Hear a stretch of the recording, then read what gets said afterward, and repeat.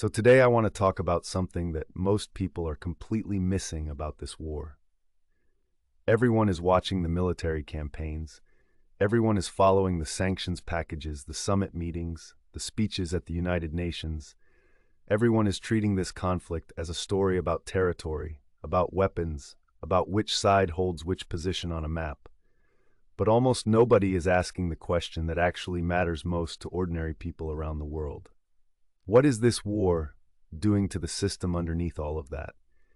The system that determines whether your savings hold their value, whether your pension is worth what you were promised, whether the price of food and energy next year is something your income can actually absorb, whether the government of the country you live in can still afford to fund the services you have spent a lifetime paying taxes to support. That system, the global financial and institutional order that has governed how money moves, how trade flows, how debts are settled, and how nations cooperate, is cracking. Not in one dramatic moment, not with a single visible break, but cracking in the way that a dam cracks, quietly at first, in places few people are watching, under pressure that has been building for years. And when enough cracks form in enough places at the same time, the dam does not leak. It fails. This war did not build the pressure. The pressure was already there. But this conflict is the event that is opening the cracks simultaneously. In the dollar system, in international institutions, in the alliances and agreements that world leaders told us were permanent. And the consequences for your energy bill, your savings, your job, your country's ability to function are already in motion. So today I want to walk you through exactly where the system is cracking, why it started here, and what it means for every major part of the world. So let us begin. The first thing you need to understand, the foundation of everything I'm going to tell you today, is what people mean when they talk about the system that runs the world. Because it is not a conspiracy. It is not hidden. It is something that was deliberately built, brick by brick, after the most destructive event in human history. And it has been running, imperfectly, but continuously, for 80 years. After World War II ended in 1945, the nations that had survived it made a decision. They decided that the chaos, the nationalism, the economic collapse, and the political fragmentation that had produced 2 world wars in 30 years could not be allowed to happen again. So they built a system specifically designed to prevent it. The United Nations, to give nations a forum for resolving disputes without war. The International Monetary Fund and the World Bank, to stabilize currencies and fund reconstruction. The General Agreement on Tariffs and Trade, later the World Trade Organization, to keep global commerce flowing under shared rules. The US dollar, by agreement at Bretton Woods in 1944, as the world's reserve currency, the single common language of international finance. This system was never perfect. It reflected the power of the nations that designed it. It was unfair to many countries that had no seat at the table when the rules were written. It has been abused, bent, and manipulated by powerful actors throughout its existence. But it provided something that the world had not previously had and has consistently undervalued: predictability. Businesses could plan, governments could cooperate, trade could grow, and for all its flaws, the system delivered 8 decades without a world war and the greatest expansion of human prosperity in recorded history. The question is no longer whether this system is under pressure. Every serious analyst of international affairs agrees that it is. The question is whether what is happening now represents a temporary stress that the system can absorb and recover from, or whether this conflict has pushed it past the threshold beyond which the cracking becomes self-reinforcing and irreversible. The answer to that question depends on one framework: how many of the system's foundational load-bearing elements are cracking simultaneously, and how quickly are alternative structures being built to replace them. The more load-bearing elements that crack at once, the less likely a simple repair. Let me walk you through each one. On the surface, the US dollar looks as dominant as it has ever been. It accounts for approximately 58% of global foreign exchange reserves, money that central banks around the world hold as their financial safety net. It is used in the majority of international trade transactions. When global uncertainty spikes, investors around the world sell other assets and buy US dollars, because the dollar is still the world's safe haven currency of last resort. In a crisis, the dollar strengthens. That is not a sign of a failing system. But underneath that surface, the dollar system is experiencing a slow and deliberate erosion that this conflict has significantly accelerated. And to understand why, you need to understand what the dollar system actually requires to function. The dollar's reserve currency status is not simply a function of American economic size or military power, though both matter. It rests on a specific set of trust relationships. The world trusts that dollars held in reserve will not be arbitrarily confiscated. The world trusts that the U.S. will not weaponize dollar access in ways that make holding dollars a strategic liability. And the world trusts that the institutions that govern the dollar system, the Federal Reserve, the U.S. Treasury, the SWIFT International Payments Network, will operate according to consistent, predictable rules rather than as instruments of American foreign policy. This conflict broke all three of those trust relationships for a significant portion of the world simultaneously. When the United States and its allies froze approximately $300 billion of Russian central bank reserves held in Western financial institutions in 2022, it was the largest forced asset freeze in financial history. The message it sent to every central bank in the world that does not have a close relationship with Washington was precise and unmistakable. Your reserves are not safe if you are ever on the wrong side of an American foreign policy decision. The response has been methodical. Saudi Arabia has conducted oil transactions in Chinese yuan. India has settled trade with Russia in rupees. Brazil, Russia, India, China, and South Africa, the BRICS nations, have formally committed to developing alternative payment systems and discussed the creation of a new reserve asset. China's cross-border interbank payment system, CAPEFS, is processing an increasing volume of international transactions outside the SWIFT network. None of these alternatives are yet capable of replacing the dollar, but they are all growing, and they are all growing faster since this conflict began. For ordinary families around the world, the cracking of the dollar system may seem abstract, but it is not. A world in which the dollar's reserve currency status erodes means a world in which America's ability to borrow cheaply, the mechanism that has funded decades of American government spending without corresponding tax increases, is constrained. That means higher interest rates, larger deficits, and harder choices for every government and every household that carries dollar-denominated debt. The crack in the dollar system is a crack in the foundation of the entire post-war economic order. Now let's look at the second load-bearing element under pressure.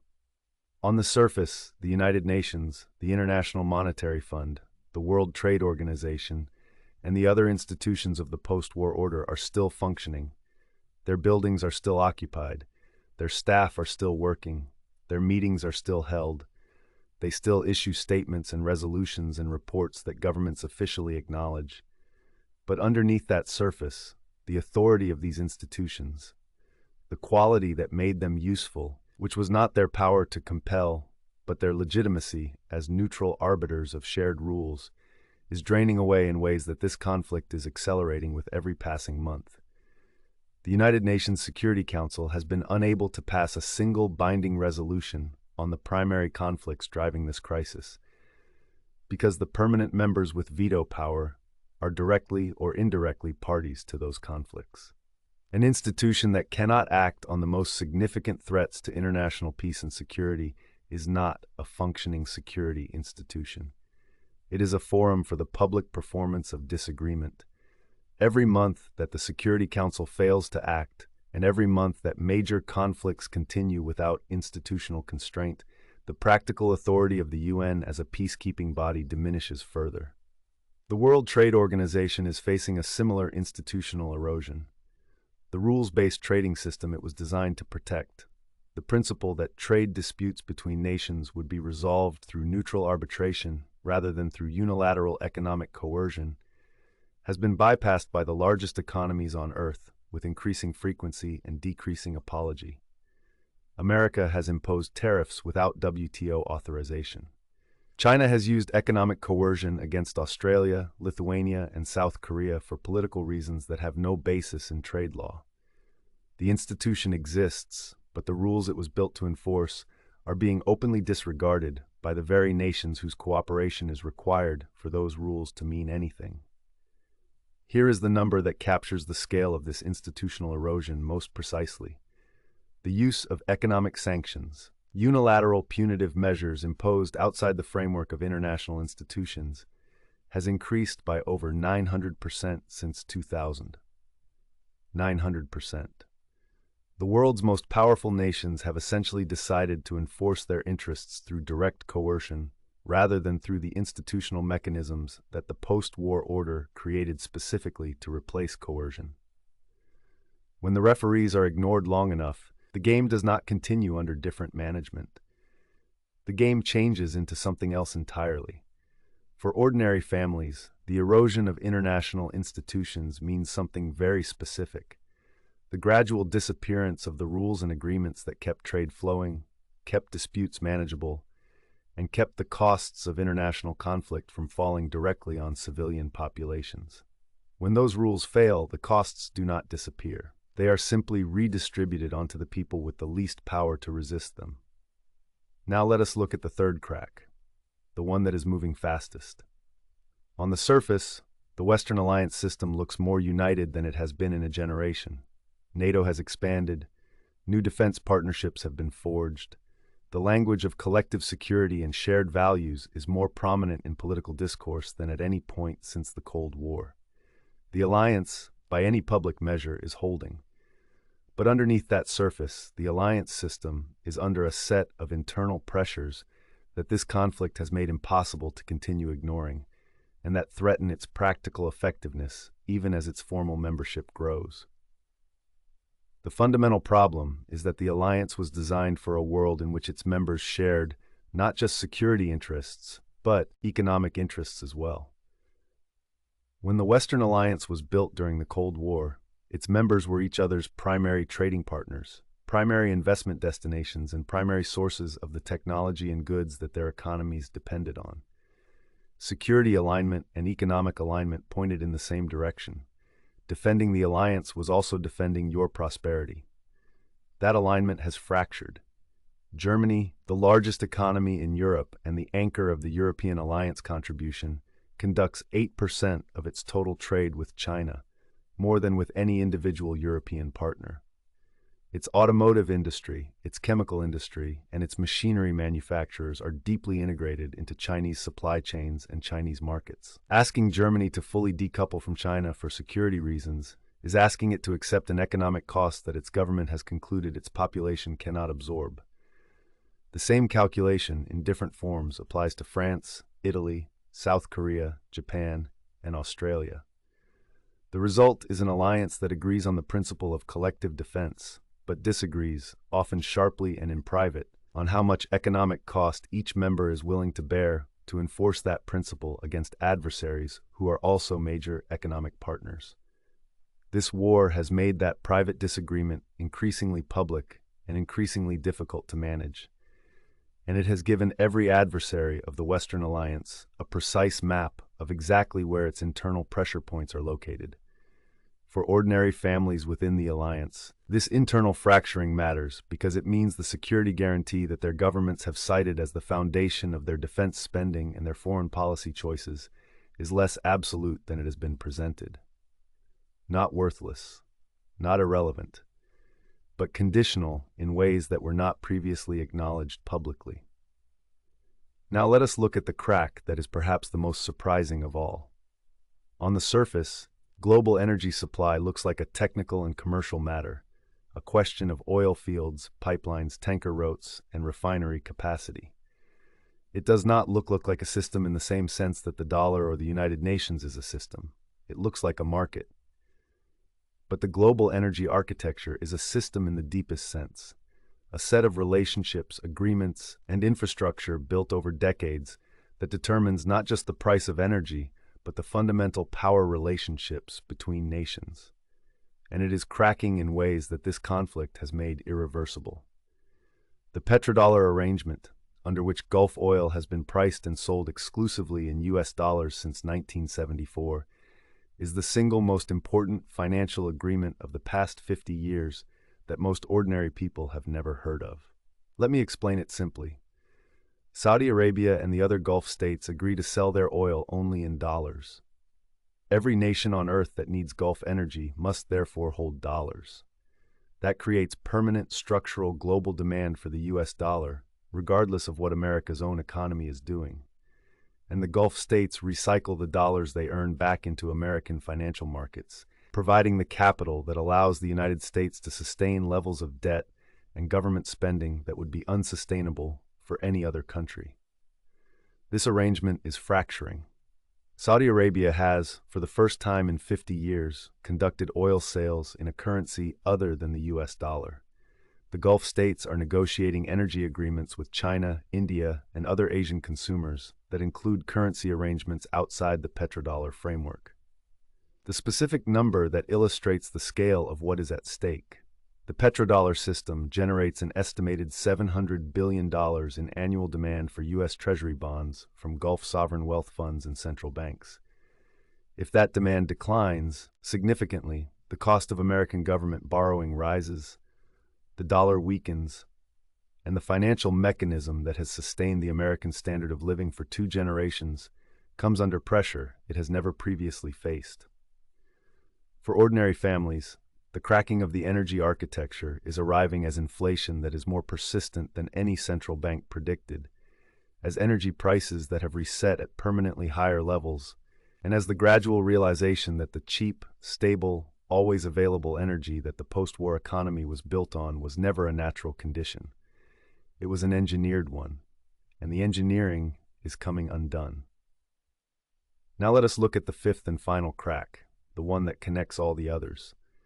On the surface, economic confidence is an invisible and somewhat intangible concept, harder to measure than interest rates or trade volumes, harder to point to than a sanctions list or a military deployment. It does not make headlines the way a market crash does or a diplomatic breakdown does, but it is, in many ways, the most fundamental element of the system that runs the world. Confidence is the force that makes an economy function beyond mere survival. Businesses invest in new capacity because they are confident that the future will create demand for what they produce. Banks extend credit because they are confident that borrowers will be operating in an environment where repayment is possible.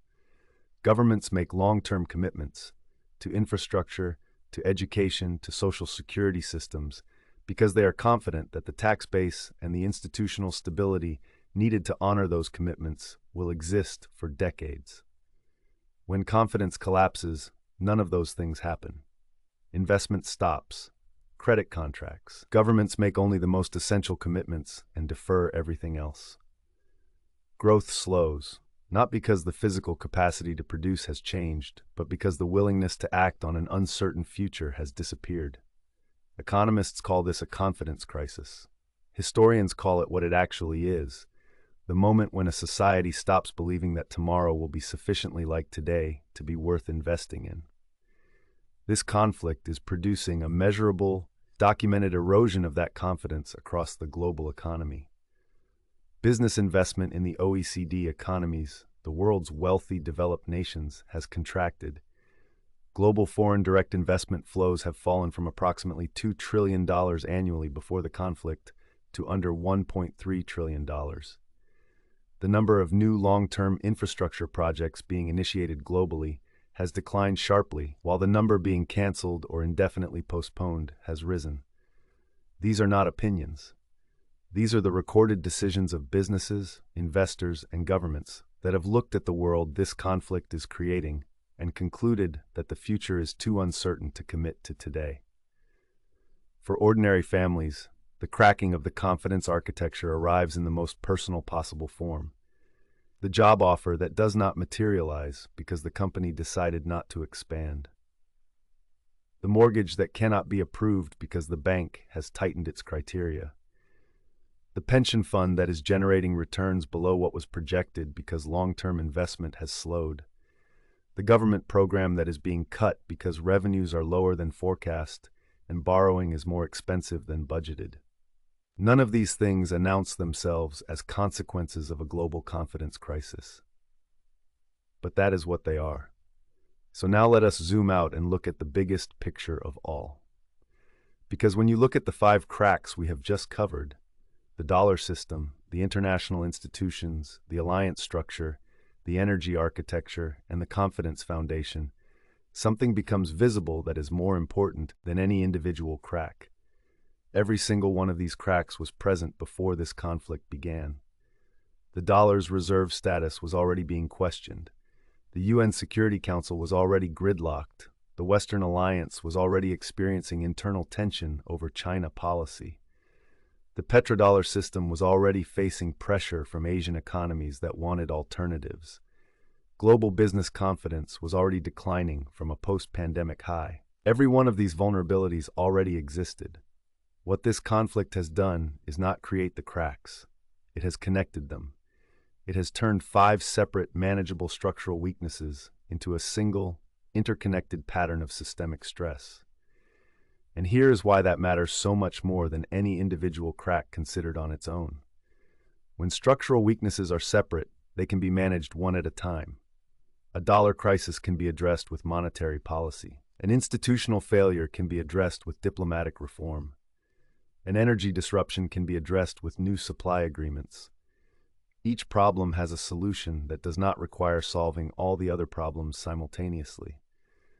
But when the cracks are connected, when fixing the dollar problem requires solving the energy architecture problem, which requires resolving the alliance tension, which requires rebuilding institutional trust, which requires restoring confidence, the system enters a territory where sequential solutions no longer work.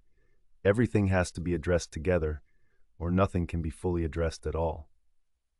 And here is the crucial insight that most people are completely missing.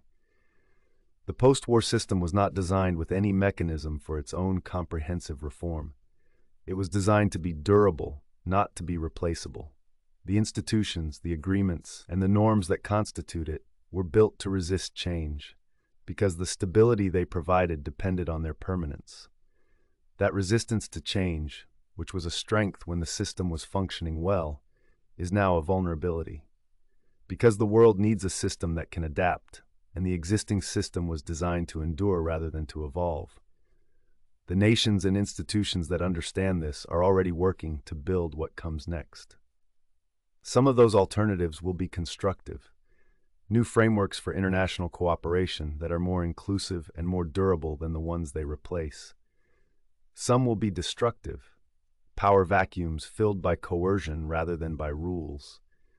Which of those futures prevails depends on choices being made right now, in capitals and boardrooms and central banks around the world, by people who are deciding whether to repair the existing system or to accelerate its replacement. I want to end with what I think is the most important and most surprising conclusion in this entire analysis. Because when you understand that this conflict is cracking the system simultaneously across 5 dimensions, the natural assumption is that the system's principal architect, the United States, must be among its principal victims. And in some respects, as I described earlier, America is paying real costs. But here is what the analysis actually shows when you follow it to its logical conclusion. The United States is the only actor in the world that has the combination of capabilities required to stabilize all 5 cracks simultaneously. No other nation has a currency with the depth and liquidity to serve as a global reserve asset. No other nation has the military capacity and the alliance network to provide collective security at scale. No other nation has the energy abundance, the financial markets, and the institutional infrastructure to anchor a reformed global system. You might expect me to say that America's debt and its domestic political dysfunction make it incapable of playing that role. Those are real constraints, and I have not minimized them. But actually, the historical pattern is more interesting than that. The United States has been written off as a declining power, credibly, by serious analysts, at least 4 times in the past 50 years. After Vietnam, after the stagflation of the 1970s, after the 2008 financial crisis, after the political turbulence of the past decade. Each time, the write-off proved premature. What history shows is not that America is immune to decline. It is that America has a specific and repeatedly demonstrated capacity to absorb enormous internal and external stress and then reorganize around a new strategy faster than any comparable power. The Marshall Plan, the Nixon shock, the Volcker disinflation, the technology revolution of the 1990s, each of these was America reorganizing under pressure in ways that its critics said were impossible. The cracking system needs a stabilizing anchor. The only candidate with the full combination of required capabilities is the country that built the system in the first place. Whether America chooses to play that role, whether its political system can produce the strategic coherence that the moment requires, is the single most consequential open question in world affairs today. That is not triumphalism. That is the honest conclusion of the evidence. The system is cracking. The question of whether it cracks beyond repair depends more than on any other single factor on what America decides to do next. So let us just recap what we covered today. The post-war system, built deliberately after 1945 to prevent a Third World War, rests on 5 interconnected load-bearing elements: the dollar's reserve currency status, the authority of international institutions, the coherence of the Western alliance, the stability of the global energy architecture, and the confidence that makes long-term economic activity possible. The dollar system is cracking because America's decision to freeze $300 billion of Russian reserves sent every non-aligned central bank a message it cannot unhear. Your reserves are only as safe as your relationship with Washington. The result is a measurable, accelerating diversification away from dollar assets. International institutions are cracking because the nations with the power to make them work are increasingly bypassing them, with sanctions use up 900% since 2000, and every bypass further erodes the legitimacy that makes those institutions useful. The alliance system is cracking under the economic contradiction between security alignment and trade dependency, most visibly in Europe, where the largest economy cannot fully decouple from its most significant security rival without accepting economic costs its population has not consented to. The energy architecture is cracking because the petrodollar arrangement, which generates an estimated $700 billion in annual demand for U.S. debt, is being tested for the first time in 50 years, with consequences for American borrowing costs and dollar value that would affect every economy on Earth. And the confidence architecture is cracking as global foreign direct investment has fallen from $2 trillion to $1.3 trillion annually, as businesses and governments make fewer long-term commitments in a future that this conflict has made genuinely harder to read.